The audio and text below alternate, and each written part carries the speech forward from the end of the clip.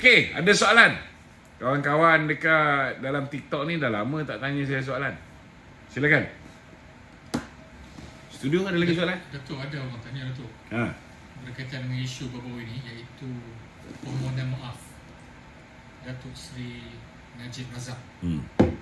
Ramai juga yang mesej untuk minta Datuk ulas sedikit. Aduh, ini benda-benda yang antara benda-benda yang suruh dia minta maaf. Kenapa dia minta maaf? Apa pun. Tuan-tuan tak tahu. YB Datuk Nizar Najib, anak pada Datuk Seri Najib.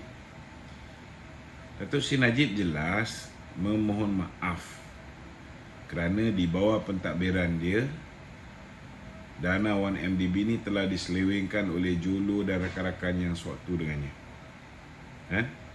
Tetapi beliau menegaskan beliau tidak terlibat dan tidak bersekongkol oleh Jolo dan rakan-rakan yang bersekongkol dengan beliau untuk menipu dan juga menyelewengkan duit 1MDB. Termasuklah Zeti Akhtar Aziz yang telah membantu Jolo ni untuk membawa masuk duit, untuk membenarkan pelaburan yang dibuat oleh 1MDB ni, kurang daripada 24 jam 1 bilion boleh ditransfer. Ini semua perbuatan-perbuatan yang dilakukan dengan orang yang ada kaitan rapat dengan Mahathir. Contohnya macam Jolo, bapa dia adalah orang yang dikayakan oleh Mahathir. Pelabuhan-pelabuhan di Sarawak tu kebanyakannya bapa dia yang buat. Sama juga Zeti yang membantu Jolo ni, yang mendapat yang mendapat 715 juta ringgit, tak silap saya, dalam akaun suami dan anaknya di Singapura, yang SPRM sahkan sebahagian daripadanya dapat dirampas dan dibawa balik ke Malaysia. Sampai sekarang pun Zeti tak didakwa. Ini baruan nombor 1 Mahathir, jangan lupa.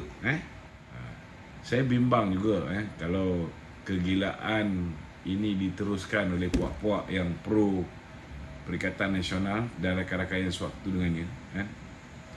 Lepas ni acara apa pun, kena buat iklan lah besar-besar. Buat iklan besar-besar, tak dibenarkan dibawa masuk bendera daripada negeri China langsung. Macam sukan SEA ke, sukan Commonwealth ke, memanglah setiap negara dia hantar wakil-wakil ni akan bawa bendera negara masing-masing. Tapi kalau ikut perangai macam kamu ni, bila time ada je bendera daripada negeri China, ia jadi terlalu sensitif. Seolah-olah macam boleh rosak akidah kalau dikibarkan bendera daripada negeri China ni. Bendera daripada negeri lain tak ada masalah, kibarkanlah bendera Vietnam ke, bendera Rusia ke, padahal ni negara komunis juga, tapi pasal tak boleh dijadikan modal untuk bahan DAP, maka ianya tidak menjadi sensitif bagi mereka ni. Jadi bagi saya cukup-cukup lah untuk buat provokasi-provokasi murahan ni. Okey, terima kasih. Ada lagi soalan? Datuk, kali ini kita ke utara, iaitu Utara? negeri Kedah. Negeri Al-Sanusi. Sanusi ada mengeluarkan satu. Dan kagum bukan main lagi, sampaikan The Greater Kedah pun. Dan kagum bukan main lagi, sampaikan The Greater Kedah pun mereka lupa sekejap, tuan-tuan.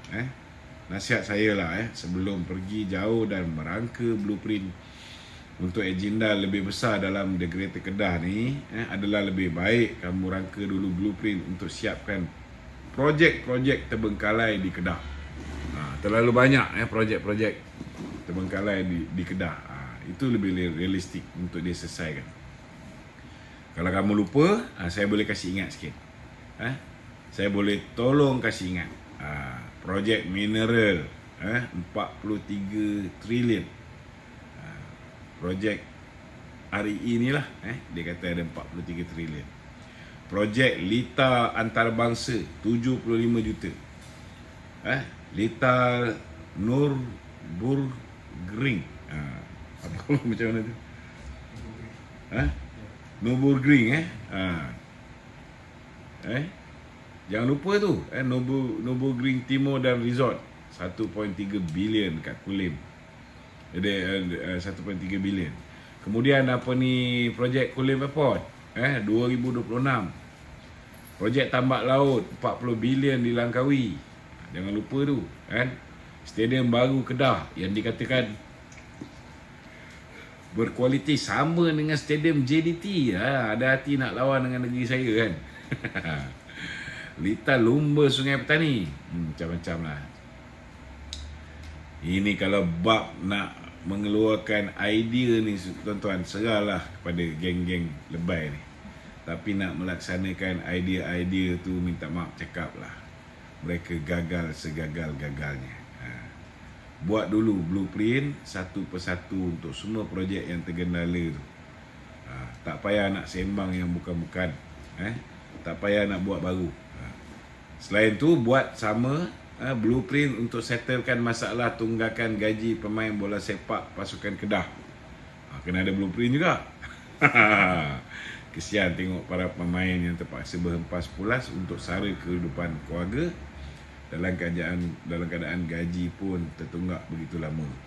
Sehingga hari ini kejayaan paling hebat yang kamu pernah buat sepanjang kamu menjadi Menteri Besar Kedah adalah menangkap seseorang semasa kamu disiasat dulu. Orang tu nak tangkap dia, last kali dia tangkap orang tu. Itulah yang paling hebat sana sini tuan-tuan. Sampai bercuti ke mana? Jepun agaknya. Boleh pergi bercuti ke Jepun. Hebat kan? Itu saja kehebatan yang Sanusi ada. Yang lain semua terjun ke laut tuan-tuan. Okey. Kesimpulannya, selagi Mahathir ada dalam kumpulan kamu ni, jangan haraplah kamu akan pergi jauh.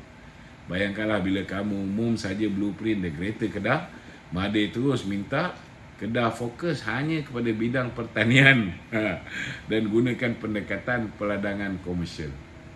Memang lingkup lah. Dah tahu orang tua ni bengap, kau angkat pula jadi penasihat. Memang jahanam. Okey. Datuk, komen sedikit Datuk mengenai pembangkang kali ini tidak ada belanjawan alternatif. Apa pandangan Datuk? Nak buat macam mana kan? Bagi saya mudah je. Struktur Kabinet Bayangan Perikatan Nasional ni dilihat tidak kemas dan tak sempurna kerana tidak menampilkan bajet alternatif 2025 untuk dibandingkan dengan belanjawan Kerajaan Perpaduan. Dewan ni tahu nak bantai je, tapi nak tunjukkan bahawa mereka mampu untuk buat bajet yang lebih baik, tak ada. PN ni tuan-tuan dilihat sudah tidak stabil dan tidak best. Dulu dia boleh cakap PN best kan. Sekarang dah tak best lah tuan-tuan. Sekurang-kurangnya jika bajet alternatif 2025 dibentangkan, ianya secara tidak langsung dapat memberikan gambaran kemampuan PN mentadbir negara ni dan menandingi belanjawan yang dibuat oleh Kerajaan Madani yang bernilai 421 bilion ringgit yang telah dibentangkan oleh Yang Amat Berhormat Perdana Menteri Datuk Seri Anwar Ibrahim pada 18 Oktober yang lepas. Jadi pelik jugalah tuan-tuan sebelum ni mereka begitu lantang mendesak untuk tukar kerajaan dan mereka akan ambil alih kerajaan. Jadi pula cakap kalau dalam tempoh 3 bulan kerajaan tak tumbang, dia nak apa? Berwibawa menguruskan soal fiskal negara ataupun tidak. Meskipun bukan mudah buat bajet alternatif, tetapi dalam PN ada bekas Perdana Menteri. Ada barisan kabinet yang pernah mentadbir negara dulu. Tambahan lagi, PN ada penasihat SG4. Penasihat yang pandai memunah sihatkan negara. Dia pandai memusnahkan lah sebenarnya tuan-tuan. Ada pengalaman waktu 22 tahun campur 22 bulan. Takkanlah untuk kemukakan bajet alternatif pun tak mampu kan. Bagi saya, pembangkang wajar membentangkan belanjawan tersendiri agar sistem demokrasi sihat dan dapat berfungsi selain memainkan peranan semak dan imbang untuk negara ni tuan-tuan. Kalau tak mahu atau tidak mampu untuk buat belanjawan alternatif, sekurang-kurangnya tirulah cara propaganda Sanusi tu. Buat blueprint. Bagi nampak sikit cerdik lah kan. Walaupun dia tak faham satu apa pun blueprint tu.